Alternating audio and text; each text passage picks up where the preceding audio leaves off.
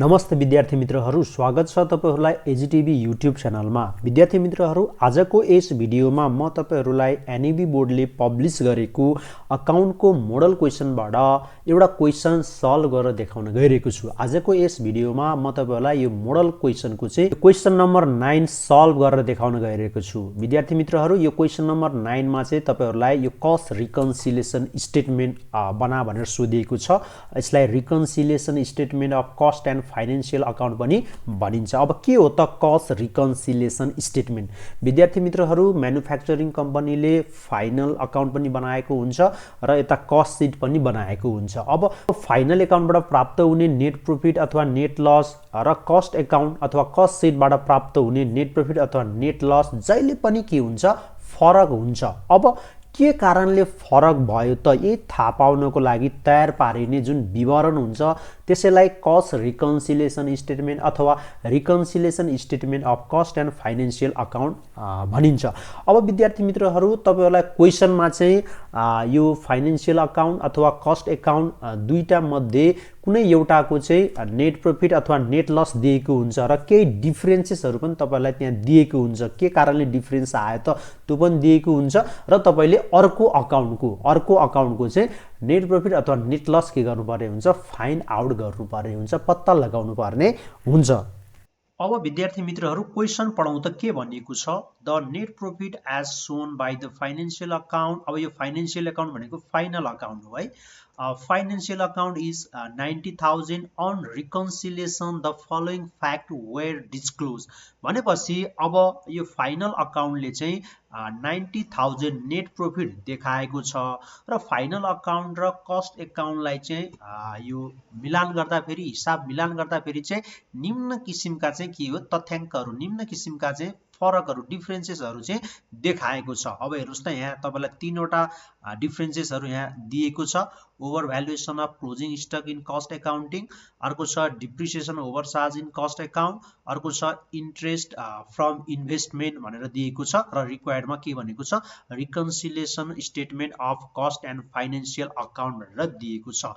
अब तपाईले चाहिँ यो कस्ट अकाउन्टको नेट प्रॉफिट अथवा नेट लस के गर्नुपर्ने हुन्छ? फाइन्ड आउट गर्नुपर्ने हुन्छ। तपाईले यो फाइनेन्शियल अकाउन्ट जुन 90,000 नेट प्रॉफिट दिएको छ त्यसमा यो तलको जुन डिफरेन्सेसहरु छ यो तीनवटा कि त यसलाई एड गर्नुपर्ने हुन्छ तपाईले, कि त लेस गरेर कस्ट अकाउन्टको नेट प्रॉफिट अथवा नेट लस तपाईले के गर्नुपर्ने हुन्छ? पत्ता लगाउनु पर्ने हुन्छ। विद्यार्थी मित्रहरू, म तपाईलाई वर्किङ नोट नगरिकनै सर्टकट फर्मुला प्रयोग गरेर एड गर्ने कि लेस गर्ने, यो दिएको इन्फर्मेसनलाई एड गर्ने कि लेस गर्ने त त्यो कुरो म तपाईहरुलाई बताउन गइरहेको छु। यहाँ तपाईले कुनै किसिमको वर्किङ नोट गर्नु पर्दैन, सिधै तपाईले एडमा लेख्ने कि लेसमा लेख्ने त्यो म सर्टकट फर्मुला तपाईलाई सिकाउँछु र त्यो प्रयोग गर्न पनि सिकाउँछु र तपाईले सजिलैसँग यो क्वेशन सल्भ गर्न सक्नुहुन्छ र 3 मार्क्स गेन गर्न सक्नुहुन्छ। अब विद्यार्थी मित्रहरू, म यहाँ फर्मुला तपाईलाई देखाउन गइरहेको छु है। अब हेर्नुस् त, यहाँ फर्मुला छ, एउटा फर्मुला छ, एकदम सर्टकट फर्मुला हो। यो पहिला यो फर्मुला बुझौं त। यहाँ मैले के लेखेको छु? वाच अन गिवन अकाउन्ट लेखेको छु। अब तपाईलाई क्वेशनमा कुन चाहिँ अकाउन्टको नेट प्रॉफिट दिएको छ त्यही अकाउन्टमा हेर्न पर्यो है। र यदि त्यो अकाउन्टमा बढी खर्च देखिएको छ, अर्को अकाउन्ट भन्दा त्यो अकाउन्टमा मोर एक्सपेन्सेस देखिएको छ भने तपाईले एड गर्न पर्यो, एडमा लेख्न पर्यो। लेस एक्सपेन्सेस देखिएको छ भने तपाईले लेसमा लेख्न पर्यो। मोर इन्कम देखिएको छ भने तपाईले लेसमा लेख्न पर्यो। लेस इन्कम देखिएको छ भने तपाईले एडमा लेख्न पर्यो। यो फर्मुला तपाईले एक दुई चोटी रिपिट गरेर चाहिँ सम्झिन सक्नुहुन्छ। त्यो सम्झिसकेपछि तपाईले सजिलसँग यो फर्मुला युज गर्न सक्नुहुन्छ। अब हेर्नुस् त, यो क्वेशनमा हामीलाई फाइनल अकाउन्टको नेट प्रॉफिट दिएको छ। अब तपाईले चाहिँ फाइनल अकाउन्टमा हेर्न पर्यो। वाच अन गिवन अकाउन्ट भनेबित्तिकै अब तपाईले फाइनल अकाउन्टमा हेर्न पर्यो है। फाइनान्शियल अकाउन्टमा हेर्न पर्यो। यदि फाइनान्शियल अकाउन्टमा बढी खर्च देखिएको छ, अर्को कस्ट अकाउन्ट भन्दा बढी खर्च देखिएको छ भने तपाईले एडमा लेखिदिने।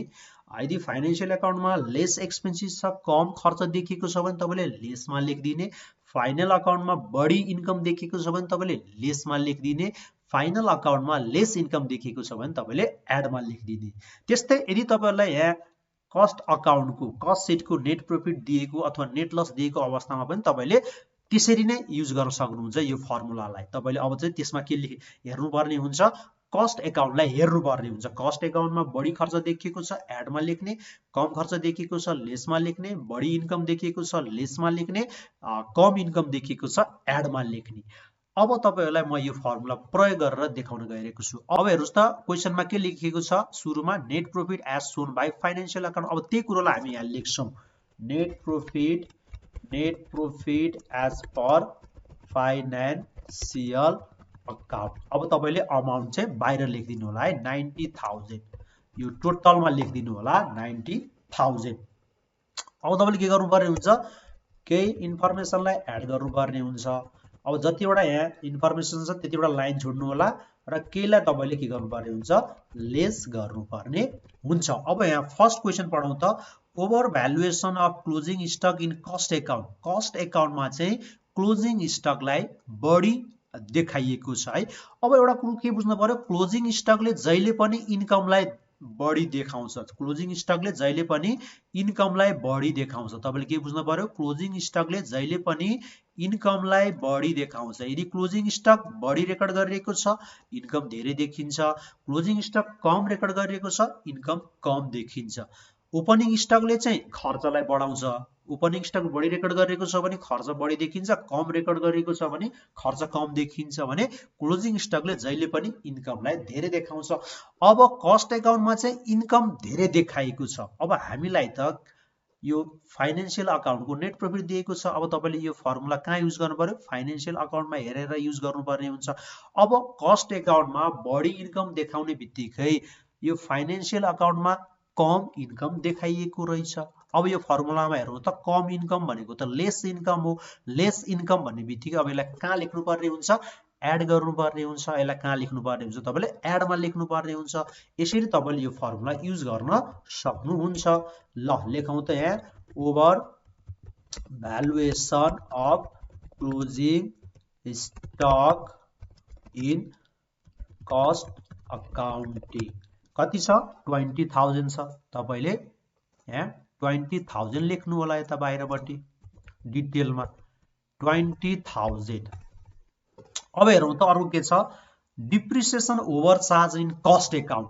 कस्ट एकाउन्टमा चाहिँ डिप्रिसिएसन ओभर चार्ज मतलब बढी मूल्यह्रास बढी त्यहाँ चाहिँ देखाइएको छ। डिप्रिसिएसन भन्ने बित्तिकै लस हो, लसले खर्चलाई बढाउँछ। कस्ट एकाउन्टमा खर्च बढी रेकर्ड गरेको छ।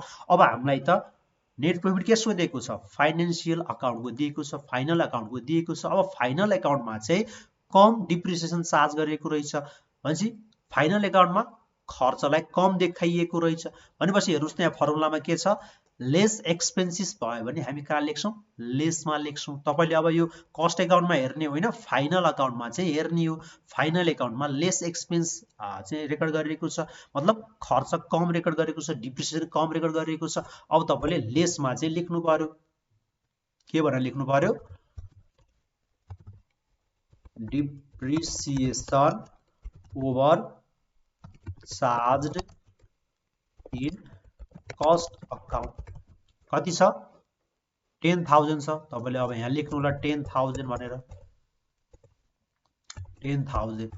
ल अब अर्को हेरौं त के छ लास्टमा, इन्ट्रेस्ट फ्रम इन्भेस्टमेन्ट। अब विद्यार्थी मित्रहरू तपाईलाई interest from investment, dividend receive अथवा डिभिडेन्ड पेड अथवा इन्कम ट्याक्स पेड अथवा प्रोभिजन फर ब्याड डेट यसरी सिंगल आइटम दिएको छ। केही पनि इन्फर्मेसन त्यहाँ उल्लेख गरिएको छैन, न त कस्ट एकाउन्टको न त फाइनान्शियल एकाउन्ट भनेर दिएको छ भने तपाईले के बुझ्नु पर्यो, त्यो आइटम त्यो इन्फर्मेसन चाहिँ फाइनान्शियल अकाउन्टसँग रिलेटेड छ भनेपछि यो इन्ट्रेस्ट फ्रम इन्भेस्टमेन्ट फाइनान्शियल अकाउन्टको आइटम हो। यसलाई हामीले फाइनल अकाउन्टमा रेकर्ड गर्छौं, यसलाई कस्ट सिटमा रेकर्ड गर्दैनौं भनेपछि अब इन्ट्रेस्ट फ्रम इन्भेस्टमेन्ट भन्ने बित्तिकै यो त इन्कम हो भनेपछि फाइनल अकाउन्टमा यो इन्कम यो 8,000 रेकर्ड गरिएको छ भनेपछि कस्ट एकाउन्टमा त रेकर्ड गरिएको छैन भनेपछि फाइनल एकाउन्टमा बढी इन्कम रेकर्ड गरिएको छ। अब हेर्नुस् त हामीलाई क्वेशनमा फाइनल एकाउन्ट नै दिएको छ भनेपछि फाइनल एकाउन्टमा मोर इन्कम देखियो। अब हेर्नुस् त यहाँ मोर इन्कम देखिने बित्तिकै हामीले कहाँ लेख्नु पर्यो,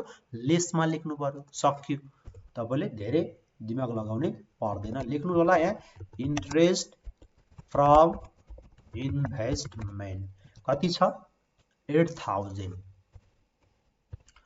अब यति गरिसकेपछि तपाईले के गर्नुपर्ने हुन्छ, अब जोडौँ त। अब 20,000 लाई यहाँ बाहिर राखौँ, यहाँ अरु केही छैन। अब 20,000 लाई यहाँ बाहिर राखौँ। अब यो त जोड्न पर्यो, 90,000 एड 20,000, यो दुईटा जोड्यो भने कति हुन्छ, यहाँ 1,10,000 हुन्छ।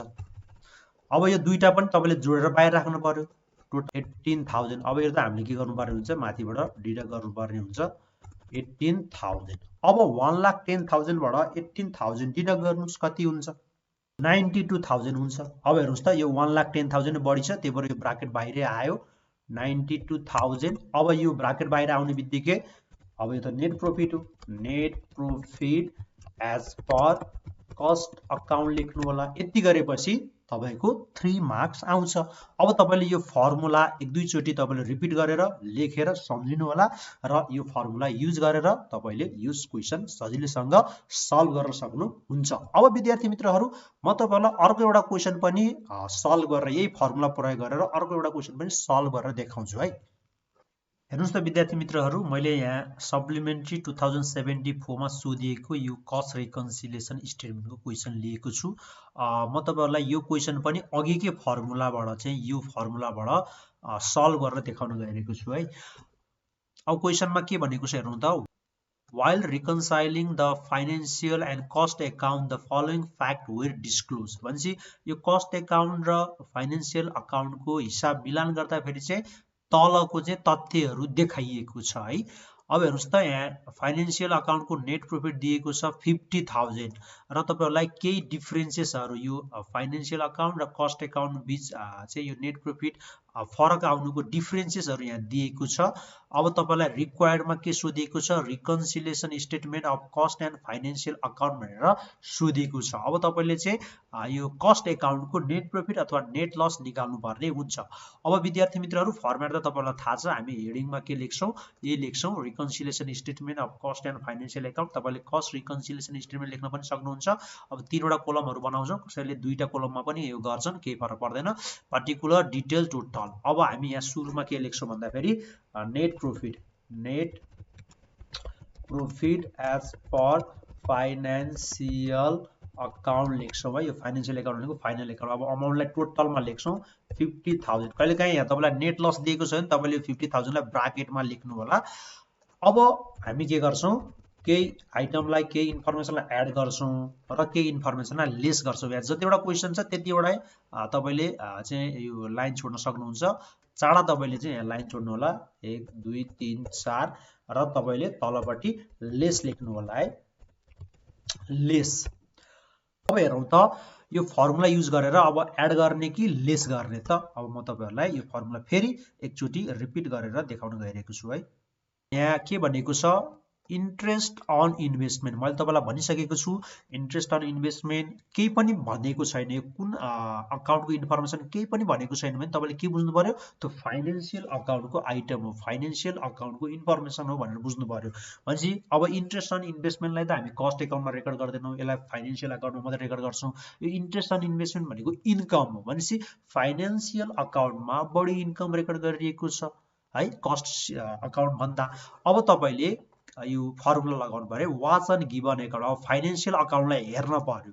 अब फाइनान्शियल अकाउन्टमा बढी इन्कम रेकर्ड गरिएको छ भनेपछि मोर इन्कम भन्ने बित्तिकै अब तपाईले यसलाई कहाँ लेख्न पर्यो, लेसमा लेख्न पर्यो। इन्ट्रेस्ट अन इन्भेस्टमेन्टलाई तपाईले लेसमा लेख्न पर्यो। अहिलेको क्वेशनमा पनि हामीले लेसमा लेखेका थियौं। ल अब तपाईले यहाँ के लेख्न पर्यो, interest on investment, interest on investment. ल अमाउन्ट यहाँ डिटेलमा लेख्नु होला, कति छ सिधा लेख्नु होला 5,000। अब अर्को हेरौं त, over valuation of closing stuck in cost account. अघि पनि यो दिएको थियो, अघिको क्वेशनमा पनि। अब यो कस्ट अकाउन्टमा चाहिँ क्लोजिङ स्टक ओभर भ्यालुएसन दिएको छ। ओभर भ्यालुएसन भनेको बढी रेकर्ड गरिएको छ, बढी देखाइएको छ। अब तपाईले बुझ्नु पर्यो, क्लोजिङ स्टकले जहिले पनि इन्कमलाई के गर्छ, बढाउने काम गर्दछ। बढी क्लोजिङ स्टक बढी इन्कम, कम क्लोजिङ स्टक कम इन्कम। भनेपछि कस्ट अकाउन्टमा बढी इन्कम देखाइएको छ फाइनान्शियल अकाउन्ट भन्दा। भनेपछि अब हामीलाई त नेट प्रॉफिट फाइनान्शियल अकाउन्टको दिएको छ। अब फाइनान्शियल अकाउन्टमा हेर्न पर्यो, फाइनान्शियल अकाउन्टमा त क्लोजिङ स्टक कम देखाइएको छ भनेपछि क्लोजिङ स्टकले इन्कमलाई बढाउँछ भनेपछि कम क्लोजिङ स्टक भन्ने बित्तिकै कम इन्कम हो भनेपछि अब फाइनेन्शियल अकाउन्टमा लेस इन्कम छ लेस इन्कम भनेपछि अब तपाईँले यसलाई कहाँ राख्नु पर्यो एडमा राख्न पर्यो ल लेखौँ अब ओभर भ्यालुएसन अब यो फर्मुलालाई एक दुईचोटि तपाईँले युज गर्नु होला closing stuck in cost account तपाईँले धेरै कुरो यहाँ वर्किङ नोट गर्नै पर्दैन अमाउन्ट कति छ 10,000 अब हेरौँ त अर्को के छ administrative expenses over charge in financial account अब financial अकाउन्टमा administrative expenses over charge भनेको बढी रेकर्ड गरिएको छ यो प्रशासनिक खर्च बढी रेकर्ड गरिएको छ अब हामीलाई नेट प्रफिट पनि फाइनेन्शियल अकाउन्टकै दिएको छ अब हामीले यहाँ धेरै कुरो दिमाग लाउनै परेन फाइनेन्शियल अकाउन्टमा बढी खर्च रेकर्ड गरिएको छ भनेपछि फाइनेन्शियल अकाउन्टमा बढी खर्च रेकर्ड गरेको छ मोर एक्सपेन्सेस भनेपछि एडमा लेख्न पर्यो एडमा लेख्नु होला यहाँ administrative expenses over charged in financial account कति 20,000 अब यहाँ 20,000 लेखौँ 20,000 ल अब अर्को हेर्नुहोस् त depreciation charge in financial account 10,000 र कस्ट अकाउन्टमा 15,000 भनेपछि डिप्रिसिएसन भनेको लस हो लसले एक्सपेन्सेसलाई बढाउँछ भनेपछि फाइनेन्शियल अकाउन्टमा एक्सपेन्सेस 10,000 रेकर्ड गरिएको छ कस्ट अकाउन्टमा 15,000 अब के को नेट प्रफिट दिएको छ फाइनेन्शियल अकाउन्टको अब हामीले फाइनेन्शियल अकाउन्टमा हेर्न पर्यो फाइनेन्शियल अकाउन्टमा कम खर्च देखाइएको छ 10,000 मात्रै देखाइएको छ भनेपछि अब फाइनेन्शियल अकाउन्टमा लेस एक्सपेन्सेस भन्ने बित्तिकै अब हामीले कहाँ लेख्न पर्यो लेसमा लेख्न पर्यो सिधै अब के लेख्न पर्यो डिप्रिसिएसन अब यहाँ के लेख्न पर्यो depreciation under charge in financial account अब त दुईटा अमाउन्ट घटाएर लेखिदिनु होला 15,000 माइनस 10,000 कतिले अन्डर चार्ज गरे 5,000 ले ल अब तपाईले 5,000 यहाँ लेख्नु होला 5,000 सक्यो अब तपाईले के गर्नु होला यो दुईटा जोडेर बाहिर राख्नुस्